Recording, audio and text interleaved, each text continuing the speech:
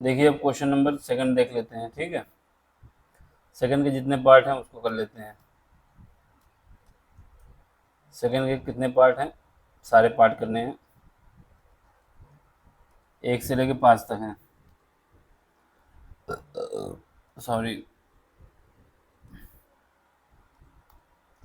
1 minute, जरा ज़्यादा ही मोटा है। ये हिंदी मीडियम का है, इंग्लिश मीडियम का है, दोनों है।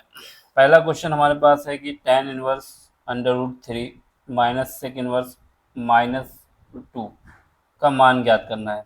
इंग्लिश वाला भी देख लें। Find the value of tan inverse √3 minus sec inverse -2, इसकी वैल्यू हमें फाइंड करना है। जो गिवन है उसको लिख लेते हैं। क्या गिवन है? गिवन जो हमारे पास है वो है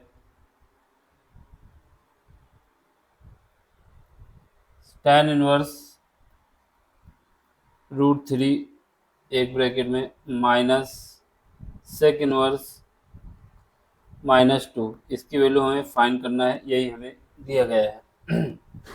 ठीक है, तो हमारे पास क्या है कि हम ये जानते हैं कि tan इनवर्स जो होता है, tan इनवर्स तो ऐसे ही रहेगा, लेकिन जो √3 वैल्यू दी गई है, ये √3 वैल्यू किसकी होती है? tan 60 की वैल्यू होती है। किसकी?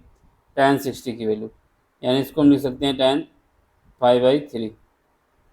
ठीक, अब बात आती है यहाँ पर सेक इनवर्स।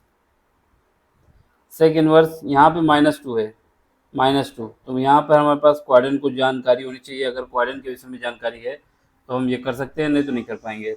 अभी पढ़ा रहे हैं, बाद में आना 10 मिनट में, 10 मिनट बाद आना। ठीक, तो आपको क्या करना है, इसको सॉल्व करना है।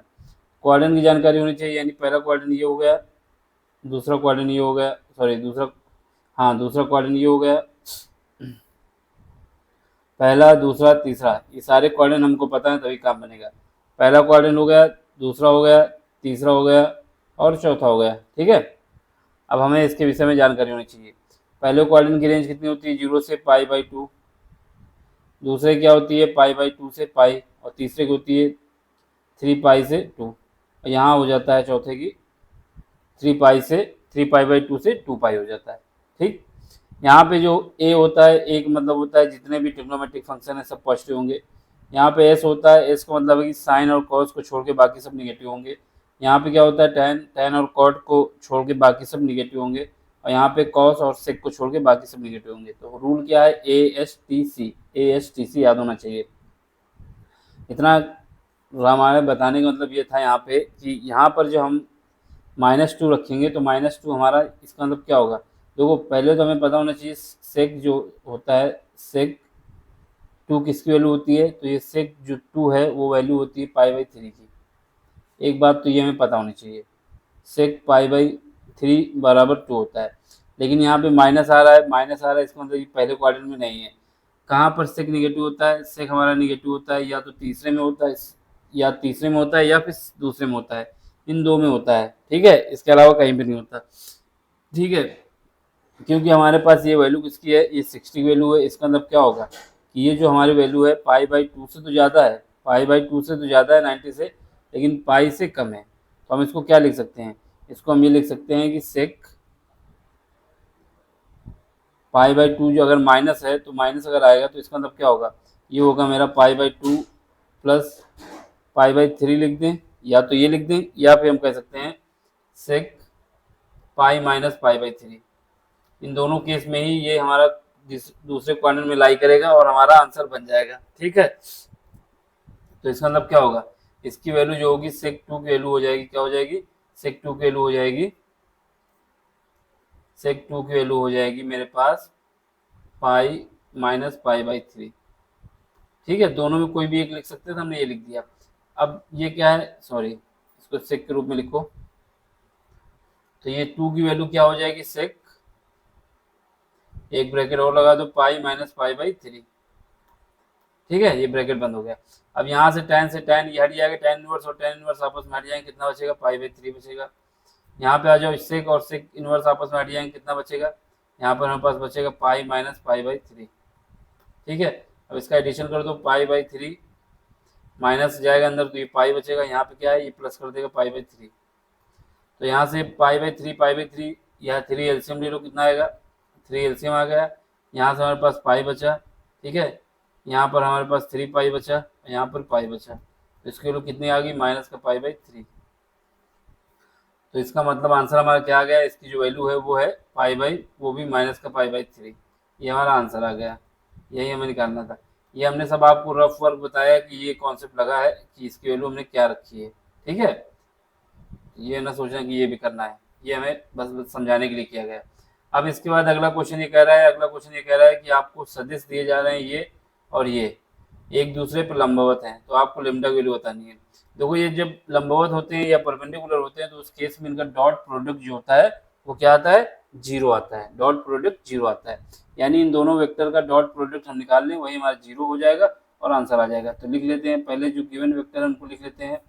क्वेश्चन नंबर सेकेंड का बी पार्ट, वेक्टर ए मान लो क्या गिवन है, वेक्टर ए गिवन है हमारे पास 2i + j + k, 2i + j + k, ये हमारे पास गिवन है, ठीक है। इसके बाद क्या है, वेक्टर बी क्या है, i - 4 + k, वेक्टर बी मान लेते हैं i - 4j + लेमडा k, यही हमें लेमडा की वैल्यू फाइंड करना है। देख लो एक बार मिला लो, 2jk i - 4 + लेमडा, ठीक है। ये दोनों के एक दूसरे के परपेंडिकुलर है, अगर ये दोनों परपेंडिकुलर है इसका मतलब क्या होगा, ए डॉट बी जो आएगा वो क्या आएगा, 0 आना चाहिए। तो अब ए डॉट बी में लगा दो इनको, ए डॉट बी लगाएंगे 2i + 2j, ये कैप है सबके ऊपर, + k कैप, एक बात, ठीक है। फिर उसके बाद क्या, यहाँ पे आ जाओ, यहाँ पे i cap - 4j cap + lambda k cap, ठीक है। अब इनका डॉट प्रोडक्ट हम निकाल रहे हैं, बीच में डॉट लगा हुआ है, मतलब देखो डॉट में ये प्रॉपर्टी होती है i डॉट i या j डॉट j या फिर k डॉट k, अगर ये दिया हुआ है तो इनकी वैल्यू 1 होती है, बाकी सब की वैल्यू क्या होती है, 0 होती है, यानी इनके अलावा जो भी आएगा वो 0 हो जाएगा। तो हम सीधे क्या करें, i डॉट वाला निकाल लें, j डॉट वाला निकाल लें और k डॉट वाला निकाल लें। तो यहाँ से 2i डॉट i 1 हो जाएगा, ठीक है, प्लस यहाँ पे -8 और यहाँ पे आ जाएगा लेमडा, वो भी प्लस का, बराबर कितना आ जाएगा, 0, क्योंकि ये एक दूसरे पे परपेंडिकुलर है, ठीक है। तो यहाँ से हमारे पास लेमडा की वैल्यू कितनी आ जाएगी, लेमडा की वैल्यू आ जाएगी मेरे पास 6, यही हमारा आंसर है। क्या करना था, दोनों का डॉट प्रोडक्ट निकालना था और उसको 0 के बराबर कर देना था, आंसर आ जाता। अगला क्वेश्चन देख लो, गा नंबर क्वेश्चन है, इसमें क्या है, आपको कंडीशनल प्रोबेबिलिटी निकालनी है, ठीक है, कंडीशनल प्रोबेबिलिटी निकालनी है। इसमें इंग्लिश में देख लो, find the value of this, इसका मतलब है कि कंडीशनल प्रोबेबिलिटी निकालनी है। गिवन क्या है, प्रोबेबिलिटी ऑफ ए दिया है 0.6, प्रोबेबिलिटी ऑफ बी दिया है 0.3 और probability of A intersection b दिया है 18। तो जो हमको गिवन है उसको लिख लें और आंसर निकालें। क्वेश्चन क्या है, क्वेश्चन जो है हमारा दूसरे का सी पार्ट है, गिवन क्या है, प्रोबेबिलिटी ऑफ ए ये क्या है 0.6 है, प्रोबेबिलिटी ऑफ बी ये क्या है 0.3 है, इसके बाद क्या है, conditional probability of A intersection b ये कितना है 0.18, ठीक है। फाइंड क्या करना है, फाइंड हमें करना है प्रोबेबिलिटी ऑफ, देख लो क्या फाइंड करना है, बी बाई ए का मतलब है कंडीशनल प्रोबेबिलिटी ऑफ ए निकालना है, बी निकालना है, सॉरी, इसकी वैल्यू हमें फाइंड करना है, ठीक है। अब हमें क्या करना है, हमारे पास फार्मूला ये होता है कि अगर हमारे पास कंडीशनल प्रोबेबिलिटी ऑफ ए निकालना है, ठीक, सॉरी बी निकालना है, तो क्या आएगा, दोनों का इंटरसेक्शन की प्रोबेबिलिटी, दोनों के इंटरसेक्शन की प्रोबेबिलिटी, इंटरसेक्शन की probability a into b, divide करेंगे, जो नीचे होता है उसी से डिवाइड किया जाता है, यानी प्रोबेबिलिटी ऑफ ए से, ठीक। तो ये हमारा फार्मूला याद करने का तरीका है। क्या हुआ, कंडीशनल प्रोबेबिलिटी ऑफ बी किसके रिस्पेक्ट में, ए के, क्या आएगा, probability of A intersection B divide by probability of A, ठीक है। हमें बाकी सब गिवन है और वैल्यू रख के निकाल सकते हैं। बी डिवाइड बाई ए क्या आ जाएगा, इसकी वैल्यू कितनी है हमारे पास 0.18, इसके बाद इसकी वैल्यू कितनी है, इसकी वैल्यू हमारे पास 0.6, ठीक है। तो यहाँ से पॉइंट हटाएंगे तो एक जीरो बढ़ जाएगा, तो ये कितना बचेगा 18/60 बचेगा। अब इसके बाद इसको किससे डिवाइड कर दें, 2 से डिवाइड करेंगे तो कितना बचेगा, 30 बचेगा। फिर उसके बाद 3 से डिवाइड करेंगे, यहाँ 3 बचेगा, यहाँ बचेगा 10। तो ये हमारे पास आ गई प्रोबेबिलिटी। इसका मतलब क्या है, 0.3। ये हमारा आंसर आ गया। ठीक, अगला क्वेश्चन देख लो, इसमें क्या है। इसको आपको सॉल्व करना है। dy by d x is equal to 2 plus y divide by x minus 2 का व्यापक हल बताना है। इसमें देख लो इंग्लिश में, find the general solution of this. कुछ नहीं करना है, जो गिवन इक्वेशन उसको लिखो। क्वेश्चन क्या है, क्वेश्चन हमारे पास सेकेंड का डी पार्ट है। गिवन क्या है, dy बाई डी एक्स, ये क्या है 2 + y, और नीचे क्या है, नीचे है x माइनस टू। इसका हमें y के रूप में जनरल सोल्यूशन निकालना है। सबसे पहले क्या करो, इनका डी वाई वाला पार्ट y के साथ दे दो और x वाला x के साथ दे दो, यानी इसको अरेंज कर दो। यानी डी वाई के डिवाइड में क्या आ जाएगा, 2 + y बराबर dx के डिवीजन में क्या आ जाएगा, x माइनस 2 आ जाएगा। ठीक है, ये कंडीशन हमने इसको सॉल्व कर लगा दिया, ये कंडीशन लगा दी। ठीक है, हमने क्या किया, इस ये वाले पार्ट को इसके साथ डिवाइड कर दिया, dy के नीचे कर दिया, और इस वाले पार्ट को ऊपर कर दिया, तो इसके नीचे ये आ गया। अब दोनों तरफ इंटीग्रेशन ले लो, दोनों तरफ इंटीग्रेशन ले लो। ठीक है, इंटीग्रेशन ले लो, क्या आएगा, इंटीग्रेशन लेने के बाद आ जाएगा, अगर हमारे पास कोई फंक्शन x है, उसका इंटीग्रेशन लेना है 1/x है, तो ये आता है log x, ये वाला कॉन्सेप्ट लगेगा। तो इसका मतलब क्या आएगा, यहाँ पे आ जाएगा log 2 + y, ठीक, इज इक्वल टू, यहाँ पे आ जाएगा log x माइनस 2, ये बराबर c हम एक कांस्टेंट मान लेंगे log c, क्योंकि log के रूप में है तो हम कांस्टेंट को भी log c मान लेंगे। ठीक है, अब हमारे पास क्या है, इसको सॉल्व करना है। तो यहाँ से हमारे पास क्या आ जाएगा, log 2 + y। ठीक है, इसको क्या करो, सॉल्व करो। तो यहाँ पे क्या आ जाएगा, ये आ जाएगा log x plus 2, sorry x minus 2, x minus 2 into C. कैसे हो गया, अगर हमारे पास log m plus log n दिया हुआ है, तो ये हो जाता है मेरा log m इंटू n, ये प्रोपर्टी होती है। ठीक है, इसका यूज किया हमने। अब क्या करेंगे, यहाँ से हमारे पास आ गया, ये कंडीशन आ गई। अब इसको हम ले आए इस तरफ, log 2 + y is equal to क्या आ जाएगा, यहाँ पे आ जाएगा, अगर इधर ले आते हैं तो log माइनस का आ जाएगा c, ब्रैकेट में क्या है, x माइनस 2, ठीक, बराबर क्या आ जाएगा, 0 आ जाएगा। ठीक है, अब इसमें लगा दोगे तो ये प्रॉपर्टी क्या हो जाएगी, ये हमारा हो जाएगा 2 + y,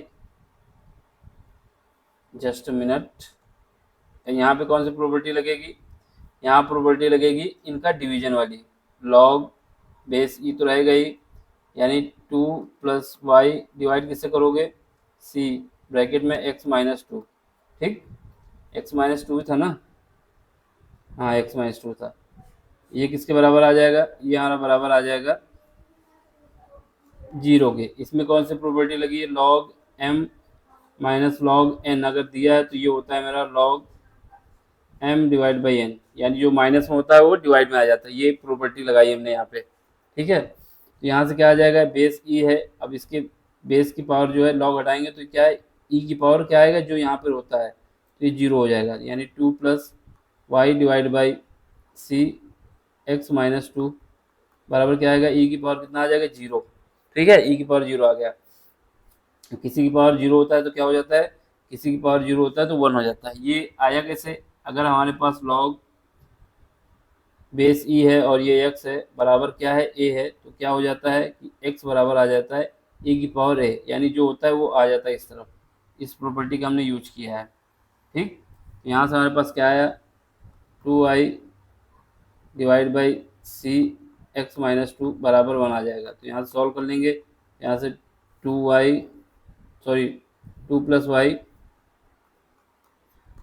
y ये आ जाएगा x माइनस 2 इंटू सी। ठीक, यहाँ से हम y की वैल्यू निकाल सकते हैं, क्या, x माइनस 2 इंटू सी माइनस का 2, ये हमारा जनरल सोल्यूशन आ गया। ठीक, एक तो तरीका ये था। अब आप यहाँ से सीधे क्या करते, जब ये कंडीशन बन गई थी तो दोनों तरफ से लॉग हटा देते हैं, तो यही आंसर हमें यहाँ से भी मिल जाता है। या तो ये कर लें, या फिर ये जो कॉन्सेप्ट होता है उसको हमने करके दिखाया कैसे आता है। आप सीधे यहाँ से लॉग ले सकते हैं, तो लॉग हटा भी सकते हैं, ठीक है। तो बस सीधे हमारे पास कंडीशन आ जाती है, यही हमारा आंसर है। अगला क्वेश्चन देखो, अगला क्वेश्चन क्या है, आपको दो मैट्रिक्स x प्लस वाई, ये मैट्रिक्स के रूप में x माइनस वाई ये भी दिया गया है, आपको x और y की वैल्यू बतानी है, ठीक है। क्या है, इफ x प्लस वाई बराबर दिस, x माइनस वाई बराबर this, find the value of x y. तो हमें क्या है, जो गिवन है उसको लिखते हैं, जो गिवन है उसको लिखते हैं। जो गिवन है क्या है,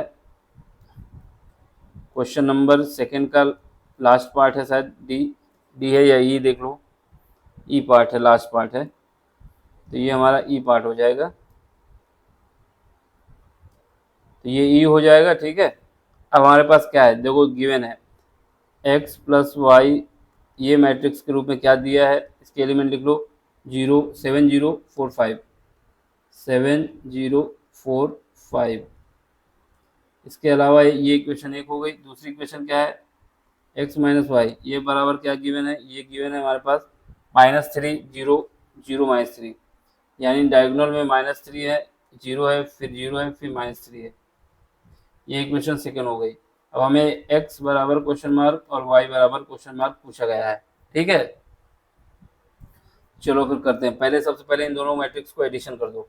जब एडिशन करोगे तो y y कट जाएगा ऐड करने पे, ठीक है। ऐड करोगे दोनों को, एडिंग, जब ऐड करोगे क्या आएगा, y y कट जाएगा, y कट जाएगा तो क्या बचेगा, ये कट जाएगा आपस में एडिशन करने के बाद, ठीक। यहाँ पे काटेंगे नहीं क्योंकि हमने इसको, लेकिन ये समझ गए कि y y कट जाएगा, तो क्या बचेगा, यहाँ पे 2x बचेगा और दोनों मैट्रिक्स का एडिशन हो जाएगा, यानी 7045 प्लस दूसरी मैट्रिक्स क्या है, दूसरी मैट्रिक्स है मेरे पास -3 0 0 -3, ठीक। 2x तो अलग रहेगा। देखो दो मैट्रिक्स का एडिशन तभी हो सकता है जब ये मैट्रिक्स क्या हो, स्क्वायर मैट्रिक्स हो। फिलहाल तो ये 2x2 ऑर्डर किए हैं, यानी स्क्वायर मैट्रिक्स हैं, ठीक। स्क्वायर मैट्रिक्स है, इनका एडिशन हो जाएगा, जो एलिमेंट जिस पोजीशन पे उसके साथ एडिशन हो जाएगा, यानी 7 का एडिशन इसके साथ हो जाएगा, 0 का एडिशन 0 के साथ हो जाएगा, 4 का एडिशन 0 के साथ हो जाएगा, यानी जिस पोजीशन पे उसके साथ एडिशन हो जाएगा। 7 प्लस -3, तो क्या आ जाएगा, माइनस का 3, 7 -3 आ जाएगा, 0 प्लस 0 आ जाएगा, 4 प्लस 0 आ जाएगा, और 5 -3 आ जाएगा। इसको फर्दर सॉल्व करेंगे, कितना आ जाएगा, यहाँ पे हमारे पास 4 बचेगा, यहाँ पे 0 बचेगा, यहाँ 4 बचेगा, यहाँ 2 बचेगा। अब हमारे पास गिवन क्या है, गिवन हमारे पास 2x बराबर कितना आ गया, ये आ गया 4 0 4 2। अब 2 से डिवाइड कर दो तो x बराबर आ जाएगा 1/2, मैट्रिक्स 4 0 4 2। अब 2 को अंदर मल्टीप्लाई कर दो सबके साथ, तो क्या है, क्योंकि किसी भी कांस्टेंट का मैट्रिक्स में जब मल्टीप्लाई होता है तो सारे एलिमेंट में होता है, तो क्या आ जाएगा, ये 2 आ जाएगा, ये 0 आ जाएगा, ये 2 आ जाएगा, ये 1 आ जाएगा। तो हमारा x की वैल्यू आ गई है, ये आंसर हुआ x के लिए। अब y के लिए क्या करोगे, इसको उठा के यहाँ रख दो किसी एक इक्वेशन में, इन इक्वेशन सेकेंड में क्या करोगे, x की वैल्यू रख दोगे। x की वैल्यू कितनी है, 2 0 2 1, माइनस y है, क्या करोगे, -y बराबर कितना है, -3 0 0 और -3, ठीक है। अब हम क्या करेंगे, माइनस बाहर ले लो इस वाले मैट्रिक्स से, इससे बाहर ले लें, ये कितना आ जाएगा, यहाँ पे तो 2 0 2 1, ठीक है। y को पहले हम इधर भेज दे रहे हैं तो प्लस हो जाएगा, लेकिन माइनस हम बाहर ले लिए इससे, तो यहाँ पे क्या बचा, 3 0 0 3। अब क्या करोगे, इस वाले मैट्रिक्स को उठा के इस तरफ भेज दो लेफ्ट साइड, तो यहाँ पे क्या आ जाएगा, 2 0 2 1, ये क्या आएगा प्लस, क्योंकि ये माइनस पहले ही हमने लगा लिया बाहर, 3 0 0 3, ये बराबर y के हो जाएगा। बस इन दोनों का एडिशन कर दो, आंसर आ जाएगा। y इज इक्वल टू हमारे पास आ जाएगा, सेम सीक्वेंस सेम ऑर्डर, इस वजह से ये ऐड हो जाएंगे। 2 का एडिशन होगा 3 के साथ, 0 का एडिशन होगा 0 के साथ, इस 2 का 0 के साथ होगा, और इस 1 का इस 3 के साथ होगा, तो 1 + 3 क्या हो जाएगा, यहाँ पे हमारे पास हो जाएगा 5 0 2 4, तो ये हमारा y आ गया, एक्स भी आ गया, वाई भी आ गया, आंसर आ गया। ठीक है, ये हमारे 1-2 नंबर में जितने भी पार्ट थे क्वेश्चन नंबर सेकंड के, सारे हमने करा दिए। अब इसके बाद अगले लेक्चर में मिलते हैं और तीसरा पार्ट कराते हैं। समझ में आए तो लाइक करें, शेयर करें, सब्सक्राइब भी करें और दोस्तों तक पहुंचाएं भी। Thank you for watching.